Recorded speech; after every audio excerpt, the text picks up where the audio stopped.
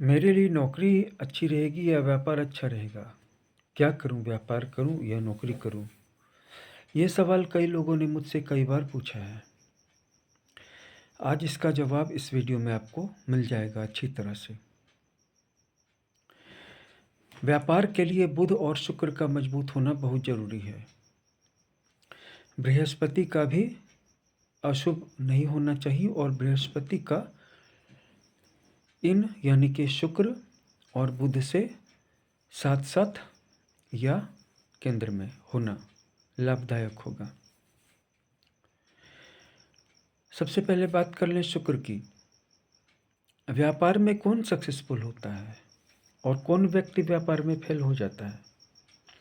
जो व्यापार को एक्सपेरिमेंट के तौर पे लेता है, प्रयोग करता है कि कर लेते हैं, अगर चल गया तो ठीक है, लाभ हो गया तो ठीक है, फिर कैपिटल को और लगा देंगे या इसी कैपिटल को रिपीट करके लगा देंगे और इस बार जो मार्जिन है वो और बढ़ा लेंगे लाभांश का। ऐसे लोग प्रयोगवादी होते हैं और जो लोग भी प्रयोग करके व्यापार करने के लिए उतरते हैं, ज़्यादातर चांस ये है कि वो भाग जाएंगे।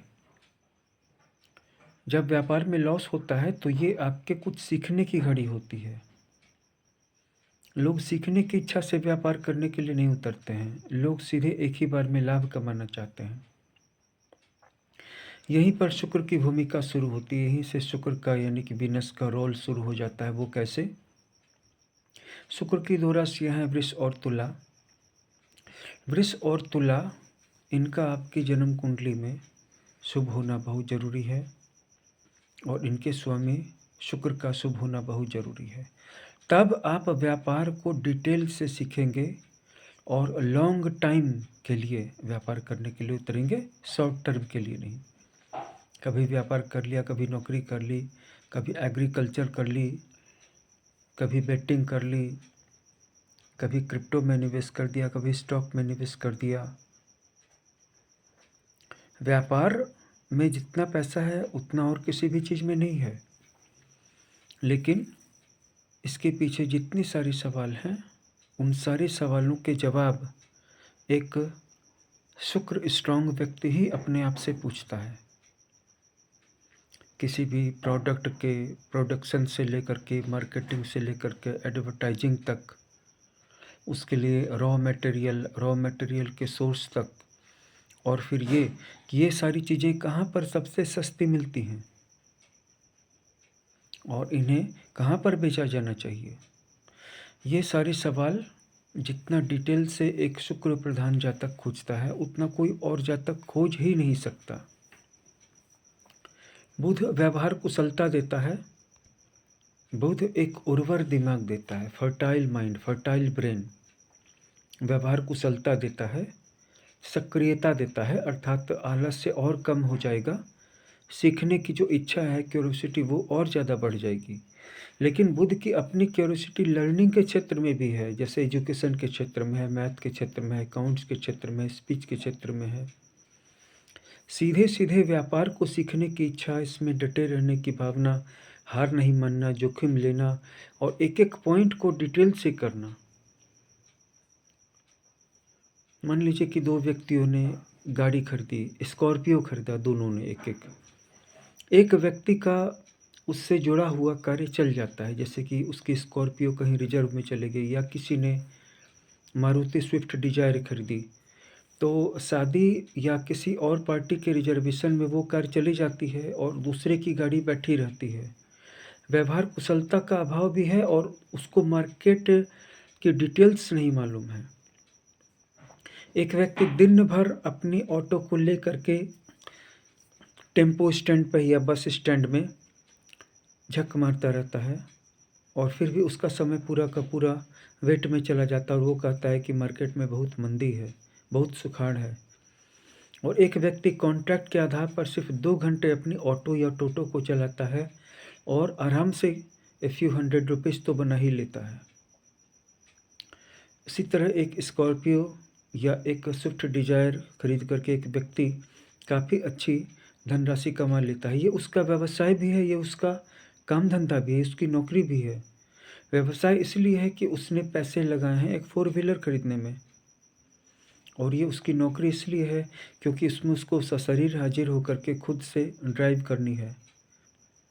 और जो शुक्र प्रधान जातक होगा, उसके कॉन्टैक्ट्स होंगे, उसको घर बैठे-बैठे कॉल आ जाएगी कि आप यहाँ पे गाड़ी लेके आइए या आपकी गाड़ी को मैं ले जाऊँगा। उसकी गाड़ी रिज़र्व होती रहेगी, और जो अव्यवहार कुशल ड्राइवर होगा, वो बस उसको सीधा टेम्पो या कार स्टैंड में या बस स्टैंड में पार्क कर देगा और दिन भर वेट करेगा कि कोई ग्राहक उसके पास आए। उसके संपर्क बहुत कम होंगे।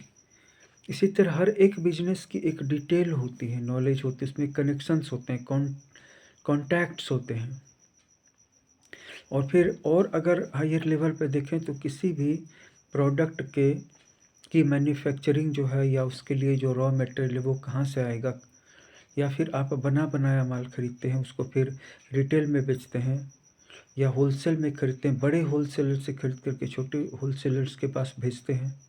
एक शुक्र वाला जातक अंतिम तह तक चला जाएगा, जहाँ एकदम अंत है, जिसके पार की कोई जानकारी नहीं बची, सारी जानकारी वो समेट लेगा और पूरी मार्केटिंग, पूरा बिजनेस उसके दिमाग में होगा। और कई बार तो वह अपनी पूंजी लगाए बिना भी पैसे कमाएगा। पूंजी किसी और की होगी और वो बीच में मोटी धनराशि कमाएगा। बृहस्पति अशुभ हो तो व्यापार में दिक्कतें आएंगी, रुक रुक करके व्यापार होगा, कभी चलेगा कभी नहीं चलेगा। अगर अकेला शुक्र मजबूत हो तो बात वही होगी कि कभी रुक के और कभी बहुत जोरों का व्यापार चलेगा। और बुध एक्स्ट्रा क्यूरियोसिटी देगा, बुध एक्स्ट्रा विजडम देगा, एक्स्ट्रा इंटेलिजेंस देगा। लेकिन फिर बात वही है कि किसी भी पाप ग्रह का या अकारक ग्रह की युति या उससे केंद्र में स्थिति नहीं होनी चाहिए। और जाहिर सी बात है वो पूरी जन्म कुंडली में कहीं ना कहीं पर तो होंगे ही। अब बात कर लें कि नौकरी, तो नौकरी के लिए सूर्य का, मंगल का, बृहस्पति का और शनि का प्रभावशाली, ताकतवर होना, उच्च का होना, स्वगृही होना, मित्रगृही होना बहुत जरूरी है। और इन सारे प्लैनेट से भी गुरु का या शुक्र का केंद्र में या साथ साथ होना जरूरी है, क्योंकि अगर केंद्र में या साथ साथ में कोई ऐसा प्लैनेट हो गया जैसे शनि, शनि के साथ मंगल आ गया या सूर्य के साथ शनि आ गया, तो जॉब तो होगी ही, जॉब ही होगी, लेकिन कॉन्फ्लिक्ट्स बहुत होंगे, मतलब स्ट्रगल ज़्यादा होगा। और अगर सूर्य के साथ बृहस्पति है, चंद्रमा है, बुध है, तो नौकरी भी होगी और कॉन्फ्लिक्ट्स, स्ट्रगल्स, पेन कम होगी। नौकरी का कारक है सूर्य, मंगल, बृहस्पति, बुध और शनि, और व्यापार का कारक भी बृहस्पति, बुध और मुख्य रूप से शुक्र। अब इसमें कुछ बातें आ जाती हैं जैसे कि इन्वेंशन की, आइडियाज की, तो इसमें राहु और शनि की भूमिका है। राहु के पास, यानी कि राहु प्रभावित, राहु प्रधान जातकों के पास ऐसे आइडियाज़ माइंड में आते हैं या उसकी जानकारी में आते हैं जिसमें कि कोई किसी व्यक्ति ने 10,000 रुपये से छोटा सा बिजनेस स्टार्ट किया, वो एक सप्ताह में उसको 20,000 बना लेगा। लेकिन शनि शनि 10,000 को 6 महीने में 20,000 बनाएगा, फिर उस 20,000 को अगले 6 महीने में 40,000 बनाएगा, और उसके बाद फिर अगले 6 महीने में वो उस 40,000 को 80,000 बनाएगा, और उसके अगले 6 महीने में वह उसको 1,60,000 बनाएगा, और उसके अगले 6 महीने में उसको 3,20,000 बनाएगा। अगर इसको राउंड फिगर में भी बना लें तो वही 3 लाख उसके 1 साल के बाद 12 लाख होंगे। और फिर एक बार और आगे ले जाएं और एक्सपेंसेस को काट लें, थोड़ी बहुत रिस्क को, थोड़ी बहुत खतरों को, थोड़ी बहुत खर्चों को भी जोड़ लें, तो फिर 1 साल के बाद वही 12 लाख उसके, अगर 24 लाख नहीं हुए तो 15 से 20 लाख तो जरूर हो जाएंगे। ऐसा शनि करवाता है। राहु इसके लिए तैयार नहीं है। राहु को क्या चाहिए?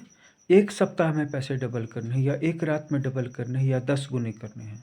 इसलिए राहु प्रभावित जातक क्रिकेट में बैटिंग करेंगे, क्रिप्टो करेंसी में लगाएंगे, और ज़्यादातर चांस है कि उनके बहुत सारे पैसे डूब जाएंगे, क्योंकि उनको ये पता नहीं है कि उनकी टेंडेंसी तो बैटिंग की ओर है, जुए की ओर है, लत उनको लगी हुई है, लेकिन फ़ायदा होगा या नहीं ये उनको पता नहीं है। अगर आपकी जन्म कुंडली में शनि या राहु जैसे 2 ग्रह आपको कंट्रोल कर रहे हैं, व्यापार के स्थान में बैठ के, धन के स्थान में बैठ के, नौकरी के स्थान में बैठ के, विद्या बुद्धि के स्थान में बैठ के, तो आप शनि को फॉलो करें। धीरे-धीरे करके बड़ी सफलता की ओर आप अपने कदम उठाएँ। अगर राहु की ओर जाएँगे तो जो घर में पहले से सामान है वो भी बिकवा देगा। ऐसा नहीं है कि सबके साथ होता है। बहुत लोग जल्दी-जल्दी भी अमीर बन जाते हैं, लेकिन ये आपको कैसे पता चलेगा कि आपकी कुंडली में राहु ऐसा है या नहीं? इसके लिए तो जन्म कुंडली का देखा जाना निहायत ही ज़रूरी है, स्वाभाविक रूप से। तो समाप्त कर दें इस वीडियो को। जॉब के लिए सूर्य, मंगल, बुध, शनि और गुरु। व्यापार के लिए शुक्र नंबर 1 पर, नंबर 2 पे बुध, नंबर 3 पे बृहस्पति, और इसके साथ-साथ बाकी सारे ग्रह अगर अच्छे हैं तो उसको सपोर्ट करेंगे। राहु व्यापार में भी मदद कर सकता है और नौकरी में भी मदद कर सकता है। ज़ाहिर-सी बात है कि राहु के अपने पाँव नहीं हैं, केतु के भी नहीं हैं, तो इनको किसी ग्रह का सहारा चाहिए। अगर आपकी जन्म कुंडली में राहु और केतु अकेले हैं, आइडियाज़ दे सकते हैं, डिज़ायर दे सकते हैं, सोच दे सकते हैं, लेकिन अपने बलबूते पे आपको आगे नहीं ले जा सकते हैं। काम करना है तो किसी दूसरे ठोस सॉलिड प्लैनेट का सहारा लेना होगा। साथ में राहु और केतु सहारा देंगे, और ये ज़रूरी नहीं कि दोनों सहारा दें, दोनों में से कोई एक ही आपको सहारा देने वाला होगा, लेकिन इसका पता भी आपको जन्म कुंडली देखने के बाद ही चल सकता है। धन्यवाद।